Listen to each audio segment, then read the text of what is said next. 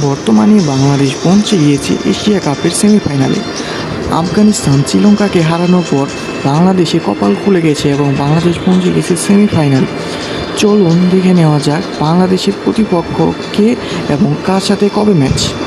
প্রথমেই বাংলাদেশকে খেলতে হবে শ্রীলঙ্কার সাথে, তারপর ভারত, তারপর পাকিস্তান। শ্রীলঙ্কার সাথে শনিবার মানে আগামীকাল শ্রীলঙ্কার সাথে খেলতে হবে বাংলাদেশের।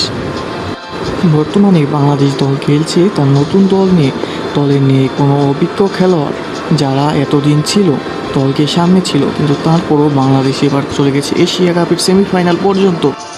এর আগে গ্রুপ পর্যায়ে একটি ম্যাচ বাংলাদেশ শ্রীলঙ্কার কাছে হেরেছিল।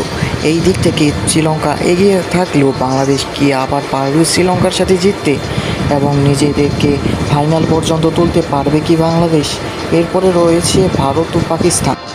24 তারিখ বুধবার রাত 8:30টার সময় ভারতের সাথে এবং বৃহস্পতিবার 25 তারিখ তারপরের দিনই 8:30টার সময় একই ভেন্যুতে দেখা হবে বাংলাদেশ ও পাকিস্তানে।